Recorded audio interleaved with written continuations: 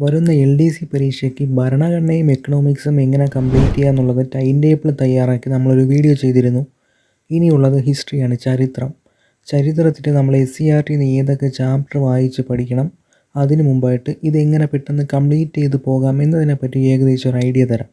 നമുക്കറിയാം, അത്യാവശ്യം വലിയ ഒരു സബ്ജക്റ്റാണ് ചരിത്രം. കേരളം, ഇന്ത്യ, ലോകം ഇങ്ങനെ 3 സെക്ഷനിൽ നിന്നും പഠിക്കാനുണ്ട്. നമ്മളിപ്പോൾ LDC പരീക്ഷയ്ക്ക് വേണ്ടിയാണ് പഠിക്കുന്നതെങ്കിലും ഇതിന് മുമ്പായിട്ട് വരാൻ പോകുന്ന എക്സാം നമ്മൾ അറ്റൻഡ് ചെയ്യും. അപ്പോൾ കഴിവതും എങ്ങനെ ടോപ്പിക്ക് കവർ ചെയ്യാമെന്നായിരിക്കണം ചിന്തിക്കേണ്ടത്. അതിനായിട്ട് ഇതിൽ അത്യാവശ്യം ചെറിയ ടോപ്പിക്സ് ഏതാണോ അത് ആദ്യമേ പഠിച്ചു പോകണം. ഇപ്പോൾ കേരള ചരിത്രം എടുത്തു കഴിഞ്ഞാൽ അതിൽ യൂറോപ്യന്മാരുടെ വരവ് സംഭാവനകൾ ചെറിയ ടോപ്പിക്കാണ്, പെട്ടെന്ന് പഠിക്കാൻ പറ്റും. അതുപോലെ തന്നെ കേരള ചരിത്രത്തിൻ്റെ സാഹിത്യ സ്രോതസ്സുകൾ, ഐക്യ കേരള പ്രസ്ഥാനം, ഇതെല്ലാം ചെറിയ ടോപ്പിക്കാണ്. ഇത് ആദ്യമേ പഠിച്ചു പോയി കഴിഞ്ഞാൽ ഇതിൽ നിന്നൊക്കെ വരുന്ന മാർക്ക് നമുക്ക് ആദ്യമേ സ്കോർ ചെയ്യാൻ പറ്റും. ഇത് മുഴുവൻ പഠിക്കണം, പക്ഷേ ഇതിന് മുമ്പൊക്കെ വരുന്ന പരീക്ഷയ്ക്ക് നമുക്ക് തയ്യാറെടുക്കാൻ വേണ്ടി ചെറിയ ടോപ്പിക്സ് ആദ്യമേ പഠിച്ചു പോകണം. ഇന്ത്യ ചരിത്രം എടുത്തു കഴിഞ്ഞാൽ ബ്രിട്ടീഷ് ആധിപത്യം, അതുപോലെ തന്നെ സ്വദേശി പ്രസ്ഥാനം, വർത്തമാന പത്രങ്ങൾ, ഇതെല്ലാം ചെറിയ ടോപ്പിക്കാണ്. ഇത് ആദ്യം പഠിച്ച് കവർ ചെയ്യണം. സാധാരണഗതിയിൽ ഇതിൽ ചോദ്യം വരുന്നത് 2 മാർക്കിന് കേരളം, 2 മാർക്കിന് ഇന്ത്യ, 1 മാർക്കിന് വേൾഡ് ഹിസ്റ്ററി. അതിൽ നിന്നാണ് അങ്ങനെയാണ് ചോദ്യം വരാറ്, മാറിയും വന്നേക്കാം. അപ്പോൾ വേൾഡ് ഹിസ്റ്ററി നോക്കിക്കഴിഞ്ഞാൽ അതിൽ ഫ്രഞ്ച് വിപ്ലവം, റഷ്യൻ വിപ്ലവം, അമേരിക്കൻ സ്വാതന്ത്ര്യ സമരം, ഗ്രേറ്റ് റവല്യൂഷൻ, ഇംഗ്ലണ്ട് മഹത്തായ വിപ്ലവം, ഇതെല്ലാം പഠിക്കാനുണ്ട്. നിങ്ങളിപ്പോൾ വീഡിയോയിൽ കാണുന്നത് ഓരോ സബ്ജക്റ്റിലെയും പെട്ടെന്ന് ക്യാപ്ചർ ചെയ്തെടുക്കാൻ പറ്റുന്ന ചെറിയ ചെറിയ ടോപ്പിക്സുകളാണ്. ആദ്യമേ ഇവിടെ നിന്ന് പഠിച്ച് പോകുന്നത് ഒരു ബെറ്റർ ഓപ്ഷൻ ആയിരിക്കും. യൂറോപ്യന്മാരുടെ വരവ് സംഭാവനകളൊക്കെ അത്യാവശ്യം ഇമ്പോർട്ടൻ്റ് ആയിട്ടുള്ള ഒരു ഏരിയയാണ്.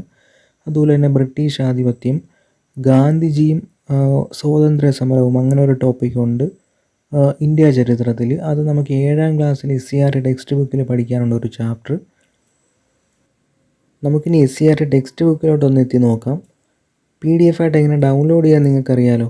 കേരള ഹിസ്റ്ററി എടുത്തു കഴിഞ്ഞാൽ അതിൽ 6ാം ക്ലാസ്സിലെ 9ാമത്തെ ചാപ്റ്റർ മധ്യകാല കേരളം, 7ാം ക്ലാസ്സിലെ 2ാമത്തെ ചാപ്റ്റർ കച്ചവടത്തിൽ നിന്ന് അധികാരത്തിലേക്ക്, 7ാം ക്ലാസ്സിലെ തന്നെ 8ാമത്തെ ചാപ്റ്റർ നവകേരള സൃഷ്ടിക്കായി, 9ാം ക്ലാസ്സിലെ 7ാമത്തെ ചാപ്റ്റർ കേരളം 8ാം നൂറ്റാണ്ട് മുതൽ 18ാം നൂറ്റാണ്ട് വരെ, 10ാം ക്ലാസ്സിലെ 8ാമത്തെ ചാപ്റ്റർ കേരളം ആധുനികതയിലേക്ക്.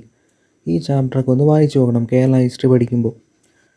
അത് കഴിഞ്ഞ് ഇന്ത്യ ചരിത്രം, 6ാം ക്ലാസ്സിലെ 1ാമത്തെ ചാപ്റ്റർ മധ്യകാല ഇന്ത്യ, 7ാം ക്ലാസ്സിലെ 3ാമത്തെ ചാപ്റ്റർ ചെറുത്തുനിൽപ്പും 1ാം സ്വാതന്ത്ര്യ സമരവും, 7ാം ക്ലാസ്സിലെ 4ാമത്തെ ചാപ്റ്റർ ഇന്ത്യ പുതുയുഗത്തിലേക്ക്, 7ാം ക്ലാസ്സിലെ തന്നെ 9ാമത്തെ ചാപ്റ്റർ ഗാന്ധിജിയും സ്വാതന്ത്ര്യ സമരവും.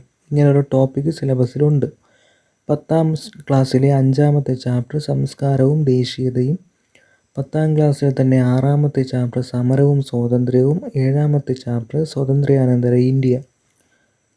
അത് കഴിഞ്ഞ് വേൾഡ് ഹിസ്റ്ററിയിലോട്ട് വരുമ്പോൾ 6ാം ക്ലാസ്സിലെ 8ാമത്തെ ചാപ്റ്റർ മധ്യകാല ലോകം, 9ാം ക്ലാസ്സിലെ 1ാമത്തെ ചാപ്റ്റർ മധ്യകാല ലോകം അധികാര കേന്ദ്രങ്ങൾ, 9ാം ക്ലാസ്സിലെ തന്നെ 2ാമത്തെ ചാപ്റ്റർ കിഴക്കും പടിഞ്ഞാറും വിനിമയങ്ങളുടെ കാലഘട്ടം, 10ാം ക്ലാസ്സിലെ 1ാമത്തെ ചാപ്റ്റർ ലോകത്തെ സ്വാധീനിച്ച വിപ്ലവങ്ങൾ, 2ാമത്തെ ചാപ്റ്റർ ലോകം 20ാം നൂറ്റാണ്ടിൽ.